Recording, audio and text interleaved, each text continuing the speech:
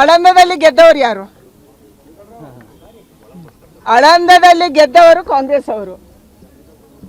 ನಾನು ನಿನ್ನೆ ಟ್ವೀಟ್ ಮಾಡಿದ್ದೀನಿ, ಸಿದ್ದರಾಮಯ್ಯನವರ ಕ್ಷೇತ್ರ ವರುಣದಲ್ಲಿ ಕೂಡ ಮನೆ ನಂಬರ್ 00 ಇದೆ. ವೋಟರ್ ಲಿಸ್ಟಲ್ಲಿ ಇವತ್ತಿಗೂ 00 ಇದೆ. 2025 ವೋಟರ್ ಲಿಸ್ಟ್ ತೆಗೆದ್ರೆ ಇವತ್ತು ವರ್ಣದಲ್ಲಿ 00 ಮನೆ ನಂಬರ್ ಇದೆ.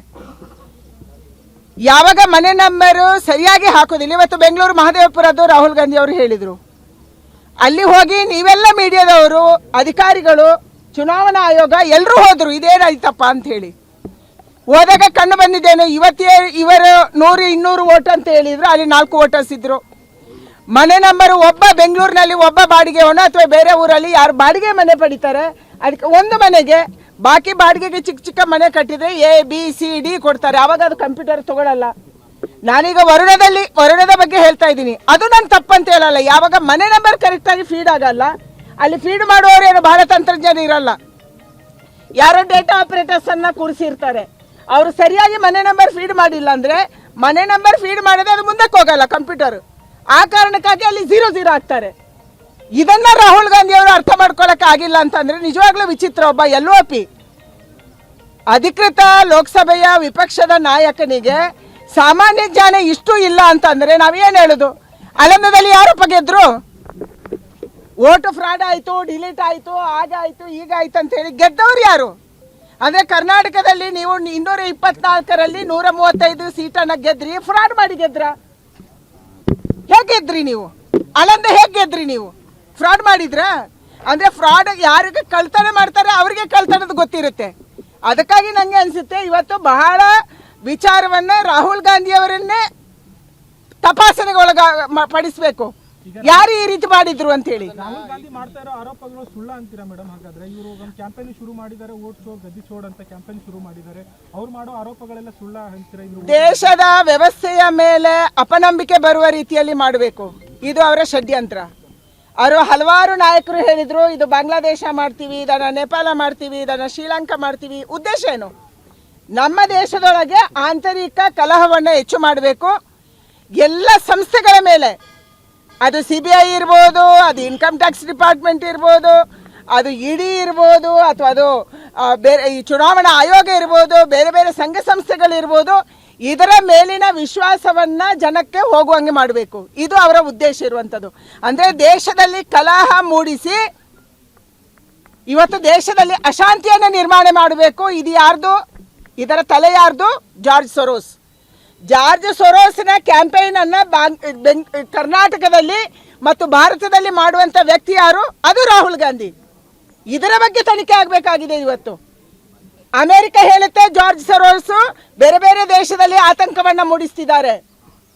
ಬೇರೆ ಬೇರೆ ದೇಶಗಳು ಹೇಳ್ತವೆ ಜಾರ್ಜ್ ಸೊರೋಸ್ ಎಲ್ಲ ದೇಶಗಳಿಗೆ NGO ಮೂಲಕ ದುಡ್ಡು ಕೊಡ್ತಾರೆ. ನಮ್ಮ ದೇಶದಲ್ಲಿ ಈ ದುಡ್ಡು ಯಾರಿಗೆ ಬರ್ತಾ ಇದೆ? ಜಾರ್ಜ್ ಸೊರೋಸ್ನ ದುಡ್ಡಿನ ಅವರ ಯೋಚನೆ ಪ್ರಕಾರ ಇವತ್ತು ರಾಹುಲ್ ಗಾಂಧಿ ನಡ್ಕೊಂತಿದ್ದಾರೆ. ಇದರ ಬಗ್ಗೆ ತನಿಖೆ ಆಗ್ಬೇಕು ಅನ್ನುವಂತ ಆಗ್ರಹವನ್ನು ನಾನು ಮಾಡ್ತಾ ಇದ್ದೀನಿ. ಮಾಲೂರಿನ ಕಾಂಗ್ರೆಸ್ ಶಾಸಕನನ್ನ ಕೋರ್ಟ್ ಯಾಕೆ ಅಸಿಂಧು ಮಾಡ್ತು? ಇದಕ್ಕೆ ರಾಹುಲ್ ಗಾಂಧಿ ಅವರು ಉತ್ತರ ಕೊಡಬೇಕು. ಫ್ರಾಡ್ ಮಾಡಿದವರು ಯಾರು? ಫ್ರಾಡ್ ಮಾಡಿ ಗೆದ್ದವರು 135 ಸೀಟ್ ಗೆದ್ದವರು ಕಾಂಗ್ರೆಸ್. ಇವತ್ತು ಕೇಸ್ ಎಲ್ಲೆಲ್ಲಿದೆ? ಕೇಸ್ ಇದೆ ಶೃಂಗೇರಿಯಲ್ಲಿ. ಜೀವರಾಜು ಆಚೆ ತಿರುಗ್ತಿದ್ದಂತೆ ಇಡೀ ಓಟಿನ ವ್ಯವಸ್ಥೆಯನ್ನು 200 ಓಟನ್ನು ಆಚೆ ಈಚೆ ಮಾಡಿದವರು ಕಾಂಗ್ರೆಸ್. ಮಾಲೂರಿನಲ್ಲಿ ಫ್ರಾಡ್ ಮಾಡಿ ಗೆದ್ದವರು ಕಾಂಗ್ರೆಸ್. ಕೋರ್ಟ್ ಹೇಳ್ತಿದ್ದು ಕಾಂಗ್ರೆಸ್ ಫ್ರಾಡ್ ಮಾಡಿದೆ ಅಂತ.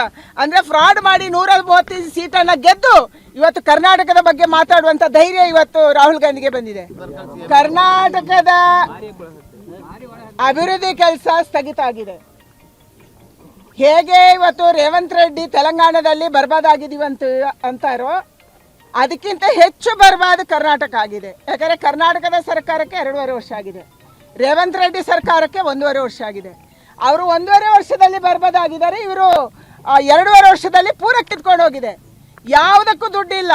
ಬೆಂಗಳೂರಿನಿಂದ ಎಲ್ಲ ಕಂಪನಿಗಳು ಬೇರೆ ರಾಜ್ಯಕ್ಕೆ ಶಿಫ್ಟ್ ಆಗ್ತಿದ್ದಾವೆ. ಯಾಕೆ ಶಿಫ್ಟ್ ಆಗ್ತಿದ್ದಾವೆ? ರಸ್ತೆ ರಿಪೇರಿ ಮಾಡೋಕ್ಕೆ ನಿಮ್ಮ ಹತ್ರ ದುಡ್ಡಿಲ್ಲ. ಮಕ್ಕಳು ಧರಣಿ ಕೂತರು, ಶಾಲಾ ಮಕ್ಕಳು ನಮಗೆ ಬಸ್ ಬೇಕು ಅಂತ ಹೇಳಿ ಬಸ್ ಓಡಾಡಿಸಕ್ಕೆ ನಿಮ್ಮ ಹತ್ರ ದುಡ್ಡಿಲ್ಲ. ಉದ್ಯಮಿಗಳು ಖಾಲಿ ಮಾಡ್ತಾ ಇದ್ದಾರೆ. ಯಾಕೆ? ಇದು ಕರ್ನಾಟಕ ರಾಜ್ಯ ಸರ್ಕಾರದ ಫೇಲ್ಯೂರ್ ಇದೆ. ದುಡ್ಡಿಲ್ಲ ನಿಮ್ಮ ಹತ್ರ, ನೀವು ಪೂರ್ತಿ ಬರ್ಬಾದಾಗಿದ್ದೀರಿ. ಅದಕ್ಕಾಗಿ ನಿಮಗೆ ಒಂದೇ ದಾರಿ ಉಳಿಯುವಂಥದ್ದು ಕುರ್ಚಿ ಬಿಟ್ಟು ತೊಳಗುವಂಥದ್ದು. ಕರ್ನಾಟಕ ರಾಜ್ಯದಲ್ಲಿ ಸಿದ್ದರಾಮಯ್ಯ ಅವರು ಯಾವ್ಯಾವಾಗ ಫೈಲರ್ ಆಗ್ತಾರೆ ಆ ಎಲ್ಲ ಸಂದರ್ಭದಲ್ಲಿ ಅವ್ರಿಗಿರುವಂಥ ಅಸ್ತ್ರ ಜಾತಿ. 2013ರಲ್ಲಿ ಕೂಡ ಲಿಂಗಾಯತರನ್ನ ಮತ್ತು ವೀರಶೈವರು ಅನ್ನುವಂಥದ್ದನ್ನ ಹೊಡೆಯುವಂಥದ್ದು ಮಾಡಿದ್ರು. ಅದನ್ನ ಕೆಳಗಿನ ತನಕ ಹಳ್ಳಿಗಳ ತನಕ ಪರ್ಕ್ಯುಲೇಟ್ ಮಾಡಿದ್ರು. ಈಗ ಮತ್ತೆ ಎಲ್ಲ ಜಾತಿಗಳನ್ನು ಒಳಕ್ಕೆ ಹೊರಡ್ತಿದ್ದಾರೆ. ಒಕ್ಕಲಿಗರಲ್ಲಿ ಬೇರೆ ಬೇರೆ ಪಂಗಡಗಳು, ಅದರ ಜೊತೆಗೆ ಹೊಸದಾಗಿ ಇವತ್ತು ಲಿಂಗಾಯತರಲ್ಲಿ ಬೇರೆ ಬೇರೆ ಪಂಗಡಗಳು, ಬೇರೆ ಬೇರೆ ಜಾತಿಯಲ್ಲಿ ಬೇರೆ ಬೇರೆ ಪಂಗಡಗಳ ಜೊತೆಗೆ ಒಕ್ಕಲಿಗ ಕ್ರಿಶ್ಚಿಯನು, ಲಿಂಗಾಯತ ಕ್ರಿಶ್ಚಿಯನು, ಗಾಣಿಗ ಕ್ರಿಶ್ಚಿಯನು, ನೇಕಾರ ಕ್ರಿಶ್ಚಿಯನ್ ಎಲ್ಲಿಂದ ಬಂದ್ರಪ್ಪ ಇವರು? ಯಾಕೆ ಇದನ್ನು ಈ ತರ ಮಾಡ್ತಾ ಇದ್ದೀರಿ ನೀವು? ಇದರ ಷಡ್ಯಂತ್ರ ಇರುವಂಥದ್ದು ನಮ್ಮ ರಿಸರ್ವೇಶನ್ ಅನ್ನ ಕಿತ್ಕೊಳ್ಳಕ್ಕೆ. ನೀವು ಕ್ರಿಶ್ಚಿಯನ್ ಆದ್ರೆ ಕ್ರಿಶ್ಚಿಯನ್ ಹಾಕಿ, ನಮ್ದೇನು ಅಡ್ಡಿ ಇಲ್ಲ. ಯಾರು ಕ್ರಿಶ್ಚಿಯನ್ ಆಗಿ ಕನ್ವರ್ಟ್ ಆಗಿರ್ತಾರೆ, ಪರಿಷ್ಠ ಜಾತಿ ಪರಿಷ್ಠ ವರ್ಗ ಹಿಂದುಳಿದ ವರ್ಗದಿಂದ, ಅವ್ರು ಕ್ರಿಶ್ಚಿಯನ್ ಅಂತ ಹಾಕೊಳ್ಳಿ, ಅವ್ರಿಗೆ ಮೈನಾರಿಟಿಯಲ್ಲಿ ಫೆಸಿಲಿಟಿ ಸಿಗುತ್ತೆ.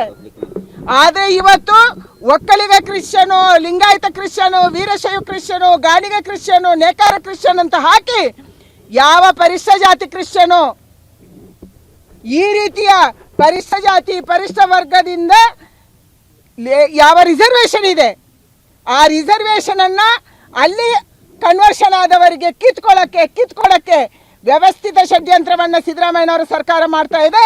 ಇವತ್ತು ಇಡೀ ಹಿಂದೂ ಸಮಾಜ ನಾವು ಜಾತಿ ಪಂಗಡಗಳನ್ನ ಬಿಟ್ಟು ಒಟ್ಟಾಗುವಂತ ಕಾಲ ಬಂದಿದೆ. ಇಲ್ಲದೆ ಹೋದ್ರೆ ನಮ್ಮನ್ನು ಭಾಗ ಮಾಡಿ ಯಾರಿಗೋ ಹಂಚಿ ಹೋಗ್ತಾರೆ. ಬ್ರಿಟಿಷರು ಏನ್ ಮಾಡಿದ್ರು, ಬ್ರಿಟಿಷರ ಮೆಂಟಾಲಿಟಿ ಇರುವಂತ ಸರ್ಕಾರ ಅದು ಸಿದ್ದರಾಮಯ್ಯನವರ ಸರ್ಕಾರ. ಇದಕ್ಕೆ ನಾವು ಬಿಡೋದಿಲ್ಲ.